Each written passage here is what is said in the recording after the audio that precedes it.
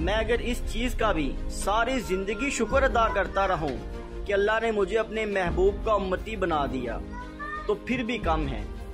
دیکھو نبیوں نے تقاضا کیا، خواہش کی کہ اللہ ہمیں نبوت نہ دے، اپنے محبوب کا امتی بنا دے۔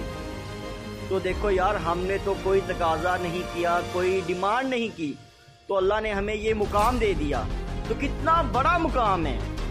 تو آج سے کوئی اپنے آپ کو بدقسمت نہ کہے، ہم سب بہت خوش قسمت ہیں، بلکہ اعلیٰ قسمت ہیں کہ اللہ نے ہمیں اپنے محبوب کا امتی بنا دیا۔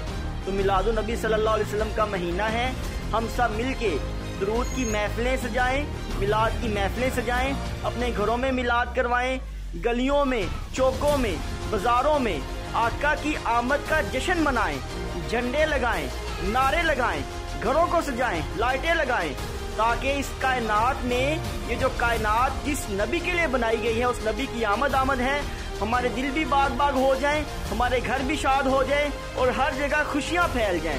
تھینک یو سو مچ۔ پاکستان زندہ باد، سرکار کی آمد مرحبا۔